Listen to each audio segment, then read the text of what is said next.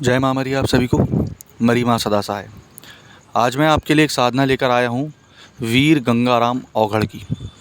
पहले इस चीज़ को जानिए कि वीर गंगाराम औघड़ है कौन। वीर गंगाराम औघड़ गंगाराम अघोरी पद्धति का एक औघड़ साधना है। अघोर पहले क्या होता है इस चीज़ को समझना है। अघोर वो होता है जो कि प्रकृति से द्वारा दी गई हुई चीज़ें खाता है पीता है। प्रकृति उसे जो देती है वो खाता है, जो नहीं देती है तो वो भूखा रह के योग करता है, साधना में लीन रहता है। लेकिन औघड़ उसका विपरीत, जैसे बोलना चाहिए कि वो एक उग्र रूप में, जैसे अभी मैं बताना चाहूँगा, बताते हुए मुझे बहुत ही खुशी और हर्ष हो रहा है कि अर्जुन कुशवाहा जी जो कि हमसे जुड़े हुए हैं, गंगाराम अघोरी जी को 90% सिद्ध कर चुके हैं। 90% उन्होंने इनको जागृत अवस्था में प्रत्यक्ष ले आया है और वो उनका काम भी कर रहे हैं। स्कैनिंग, पूछा, सारी चीज़ कर रहे हैं। उसी तरीके से औघड़ पद्धति जो होती है, जिसको मलीन पद्धति या एक उग्र पद्धति भी कहा जाता है, उस जरिए साधना को करना होगा। ये साधना कितने दिन की है? ये साधना 41 दिनों की होती है। 41 दिनों में आपको शाबर मंत्र करने होते हैं। लेकिन सबसे अच्छी बात यह है, ये कम ही शाबर मंत्रों में जागृत की जा सकती है।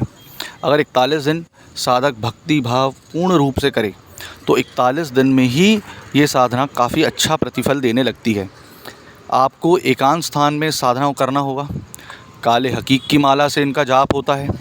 दूसरी चीज़, मलीन अवस्था में इनका जाप होता है। मलीन अवस्था मैंने पहले भी बता चुका है अपने वीडियो में कि क्या कैसी होती है वो अवस्था। उसमें आपको इनका जाप करना होता है।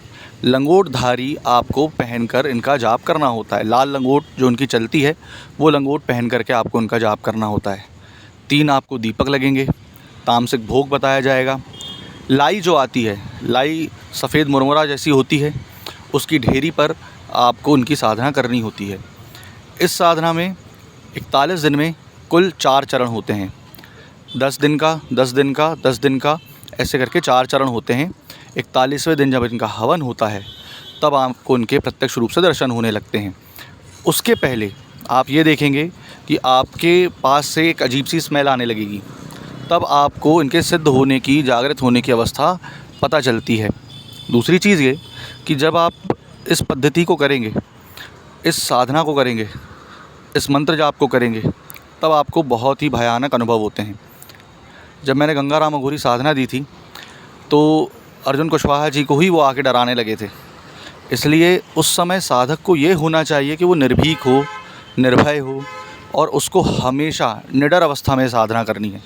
जो साधक नए हैं, जो साधक बिना बंधन के साधना करते हैं, उसको ये साधना नुकसान भी पहुंचा सकती है, क्योंकि इसका मंत्र ही बहुत उग्र होता है। औघड़ पद्धति है तो मंत्र उग्र होगा। उल्टा अघोरी जिसको कहते हैं ना, उल्टा अघोरी का मतलब ये कि वो उल्टी खोपड़ी का होता है, जिसको गुस्सा बहुत जल्दी आता है, जो तामसिक क्रिया करने में माहिर होता है। तामसिक क्रिया करने से मतलब तात्पर्य क्या है? मारण, मोहन, वशीकरण, उच्चाटन, विद्वेषण, स्तंभन, सारे प्रक्रम वो जानता है A to Z। एक ही मंत्र से आप पूरे षट कर्म 9 प्रयोग कर सकते हैं। हाँ, परंतु जो भोग रहता है, किसी का भी कार्य करो। अभी मैंने जिनको साधना दी थी, साहिल मलिक जी को, उनसे स्कैनिंग करवाई, उनको पता करवाया, तो मैंने खुद उनको दक्षिणा दी थी, है ना। कारण इसका क्या है भाई? उन्होंने स्कैनिंग करी तो दक्षिणा तो देनी पड़ेगी, इसलिए तो भोग इनका रहता है। आपको कहाँ से निमंत्रण दे करके लाना है, कैसे लाना है, एकांत अवस्था में, एकांत बोलना चाहिए, कक्ष में कैसे साधना करनी है, सारा विधि विधान आपको बताया जाएगा। परंतु सबसे मेन चीज़ है बंधन। जो बंधन, आसन, कीलन, ये सारी चीज़ होगी वो बहुत महत्वपूर्ण होती है। मंत्र इनका हालांकि अभी उत्कीलित है, ठीक, उसको कीलित कर दिया जाएगा। जब लेते टाइम आप साधना लेंगे तो फिर से उसको उत्कीलित कर दिया जाएगा। क्योंकि कारण क्या है? पहले आपको मंत्र दिया जाएगा, मंत्र याद करवाया जाएगा। जब आपको मंत्र पूर्ण रूप से याद हो जाएगा तब आप ये साधना करने में सक्षम होंगे। 4 चरण होते हैं 10-10 दिन के। उसके बाद आखिरी का जो चरण होगा वो हवन का चरण होगा। उसके बाद आपको इनका कोर्स में बताया जाएगा कि उतारा कैसे करना है, पलटाना कैसे है, भेजना कैसे है, उल्टी मूठ क्या होती है, मूठ करनी कैसे चलती है इनकी, उड़द के दाने से, कंकड़ मार करके, चावल से, पानी से कैसे ये कार्य करते हैं, घर खोलना, घर बांधना, ये सारी चीज़ें इनमें आती हैं।